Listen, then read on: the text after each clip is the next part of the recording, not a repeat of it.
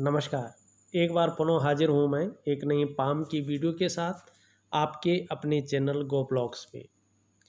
प्रस्तुत हथेली एक फीमेल हथेली है। अगर इस हथेली पे हम एक नज़र करते हैं तो देखिएगा हथेली एक आयताकार है और जब भी व्यक्ति की हथेली आयताकार होती है तो शारीरिक मेहनत थोड़ा कम करनी पड़ती है।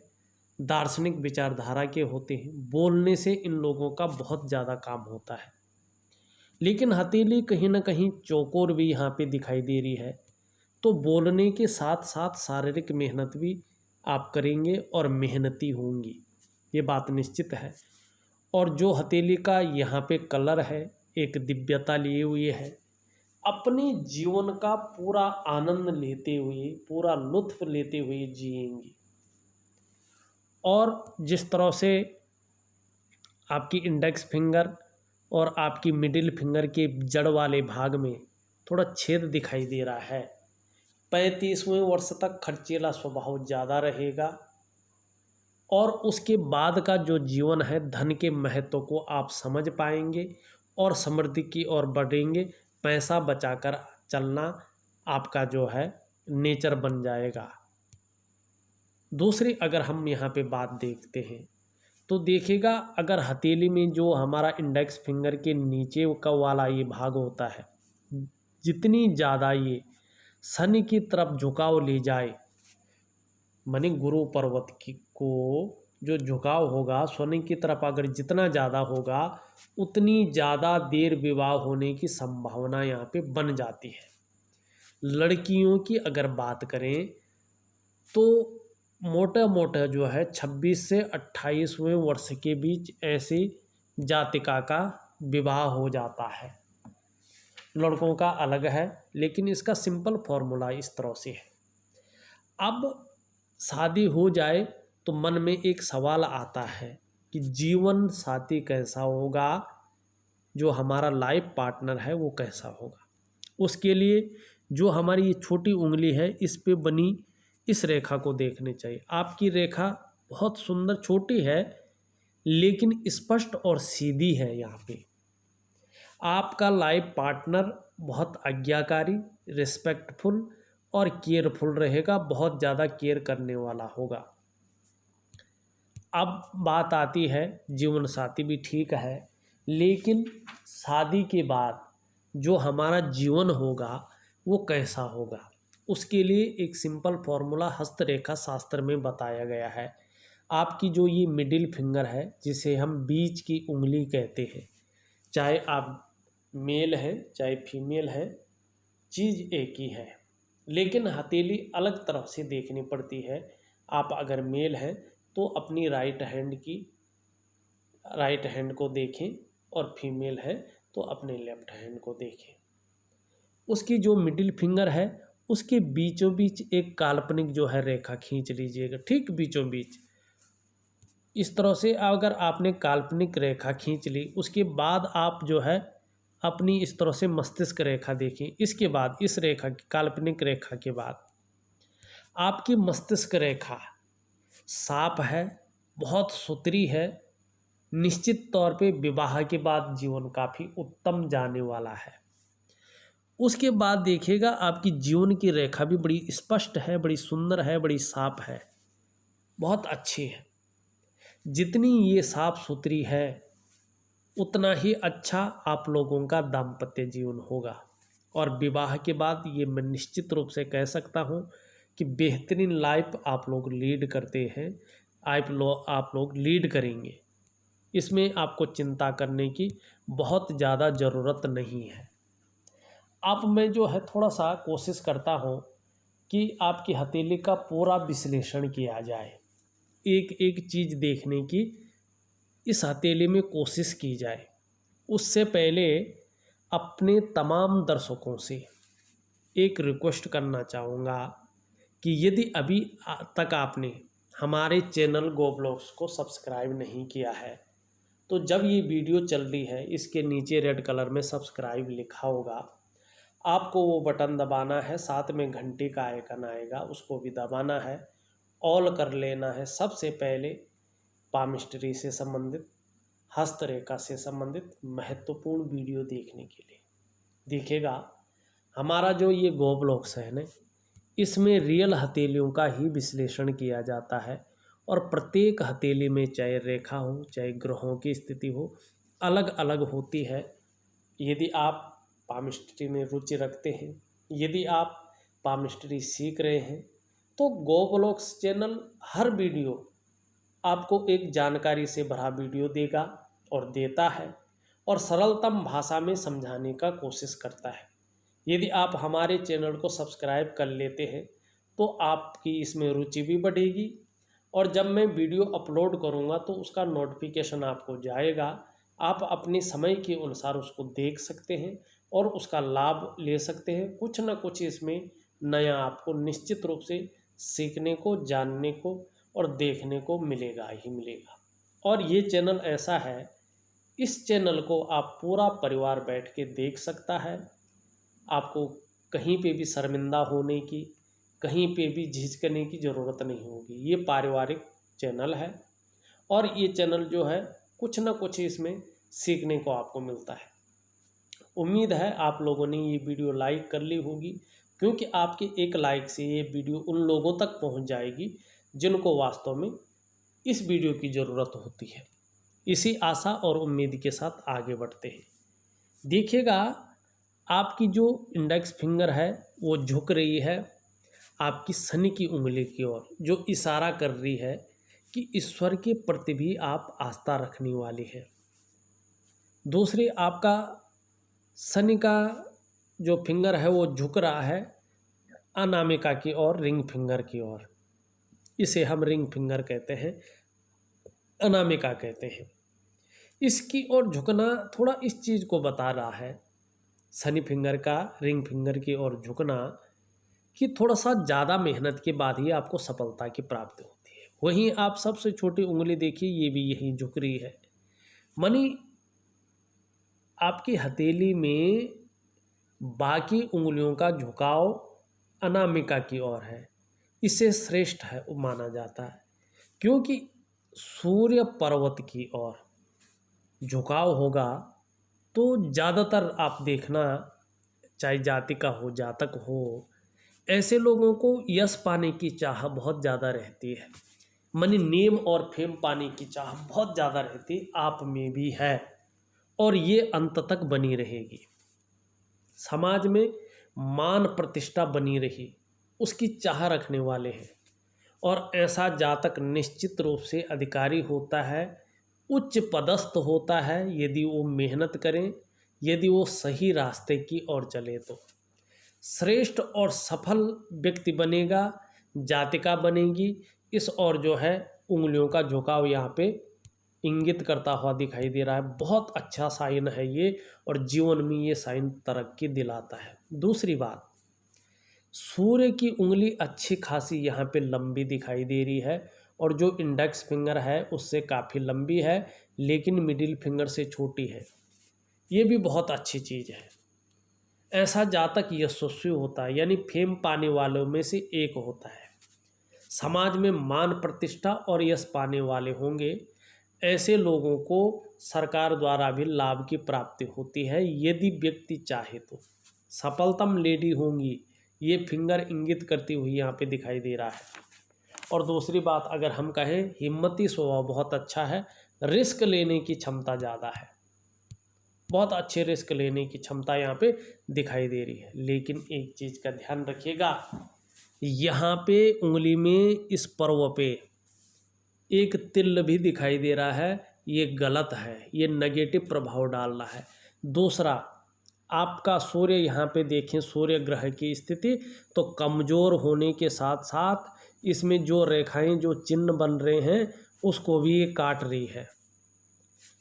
तिल का अगर बात करें तो ये धन और प्रसिद्धि के क्षेत्र में बहुत बड़ा असर डालता है। व्यक्ति कई मेहनत कर ले, कई परिश्रम कर ले, लेकिन उसकी मेहनत का, उसकी परिश्रम का उसको न तो क्रेडिट मिल पाता है, ना उसको जो है उसकी मेहनत का श्रेय मिल पाता है।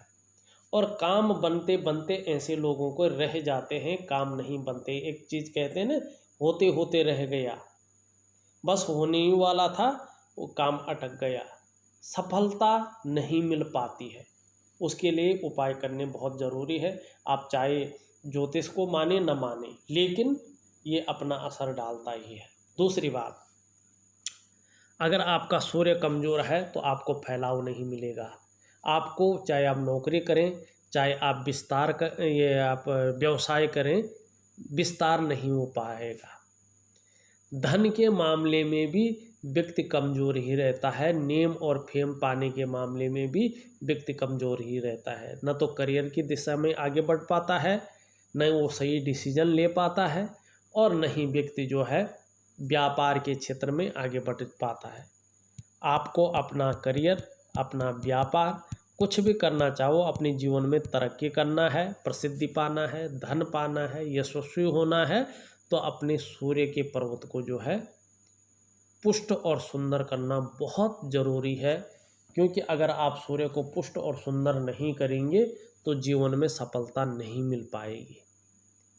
एक बहुत अच्छा साइन इसमें बन रहा है अगर सुंदर रूप में देखें, लेकिन ये तब फल देगा जब आपका शनि, आपका सूर्य, आपका बृहस्पति सुंदर और पुष्ट अवस्था में आए।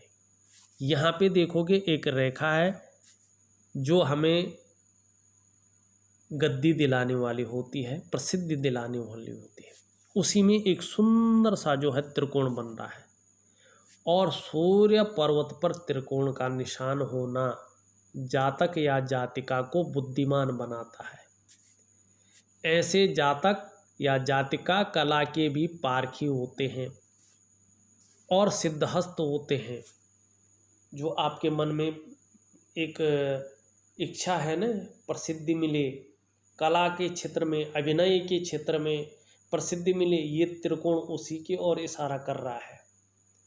सूर्य पर्वत पर इस निशान का होना व्यक्ति के धनी होने की भी निशानी होती है, और संभव है, असंभव नहीं, ऐसी जातिका, ऐसे जातक करोड़पतियों की सूची में अपना स्थान बनाए। अगर ऐसा व्यक्ति पैतृक रूप से निर्धन हो या आर्थिक संपन्न ना हो, तो भी अपनी प्रतिभा के बल पर बहुत धन, बहुत अच्छी मात्रा में संपत्ति और प्रसिद्धि कमाते ही कमाते हैं। लेकिन इसका प्रभाव आपको 35वें वर्ष के बाद देखने को मिलेगा। उससे पहले यहाँ पे बहुत ज़्यादा दिखाई नहीं दे रहा है। हाँ, उससे पहले सूर्य अपना अच्छा प्रभाव डालता है और बृहस्पति और शनि भी अच्छे भाव में आते हैं, तो निश्चित तौर पे जो है सुंदर यहाँ पे रहने वाला है। इसका प्रभाव आपके जीवन में पड़ने वाला है। थोड़ा सा अगर आपकी शनि की स्थिति को देखें, तो शनि की स्थिति में बहुत सारी रेखाएं, ये आपकी हृदय रेखा आ रही है, उसको भी यहाँ पे काटती हुई नजर आ रही है। देखिएगा, जब भी हमारे शनि क्षेत्र में जो है इस तरह की रेखाएं होती हैं, और शनि जो है नौकरी का मालिक है, भाग्य की रेखा भी यहीं पे आके रुकती है, तो ये भाग्य का स्थान भी है, पैसों का स्थान भी यही माना जाता है, करियर का स्थान भी यही माना जाता है। अगर शनि पर्वत इस तरह से दूषित अवस्था में होता है, तो नौकरी पाने में, नौकरी करने में और नौकरी बदलने में व्यक्ति को समस्या का सामना करना पड़ता है। और इस तरह से हृदय की रेखा को अगर काटे, तो पारिवारिक रूप से या तो विरोध का सामना करना पड़ता है, या तो किसी न किसी प्रॉब्लम का सामना, अड़चनों का सामना व्यक्ति को करना ही करना पड़ता है।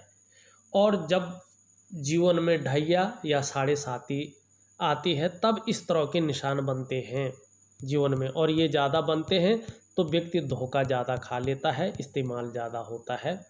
आपको चाहिए, आपको शनि के उपाय निश्चित तौर पे करना चाहिए। दूसरी बात, अगर हम यहाँ पे बात करते हैं, तो आपका जो बृहस्पति है वो सुंदर और अच्छे भाव में यहाँ पे बैठे हुए हैं। पुष्टता की स्थिति देखें, कलर की स्थिति से देखें, तो बहुत खूबसूरत अवस्था में है, सुंदरता अवस्था में है, पुष्टता लिए हुई है।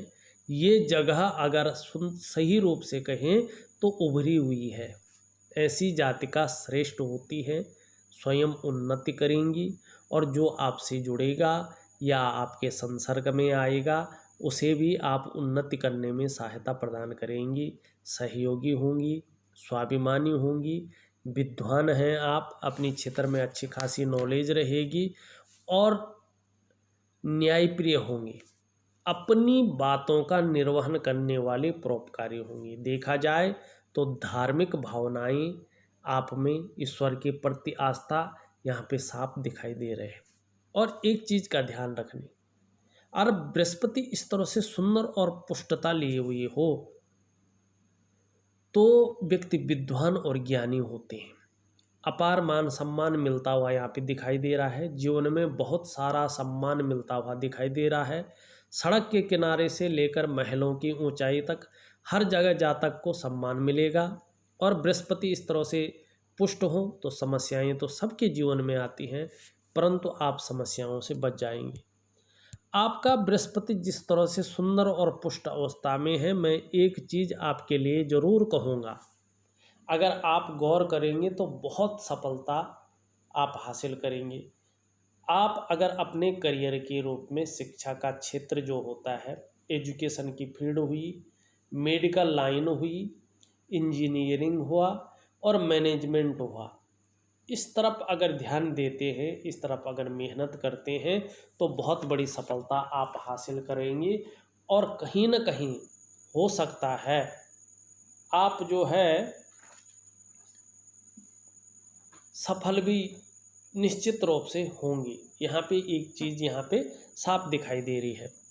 वहीं बृहस्पति पे इस तरह से जो है रेखाएं नीचे की ओर जाती हुई साफ दिखाई दे रही, लेकिन स्पष्ट है। जैसी जैसी उम्र बढ़ेगी वैसी वैसी समृद्धि बढ़ेगी और एक से ज़्यादा स्रोतों से धनार्जन आपके जीवन में होगा। इस चीज़ की ओर यहाँ पे इशारा ये कर रही है। दूसरी अगर हम बात करें, यहाँ पे आपका जो अंगूठा है उसके नीचे के इस भाग को हम शुक्र कहते हैं। ये दैत्यों के गुरु हैं, ये शुक्राचार्य है। और हस्तरेखा विज्ञान में शुक्र का महत्वपूर्ण स्थान होता है। शुक्र को ज्योतिष शास्त्र में बहुत अधिक महत्व दिया गया है और महत्व देने का कारण भी है। शुक्र का मतलब होता है प्रेम, शुक्र का मतलब होता है विवाह, शुक्र का मतलब होता है विलासिता, जिसको हम लग्जरी कहते हैं। लग्जरी का जो टेस्ट होता है ना, वो शुक्र देता है।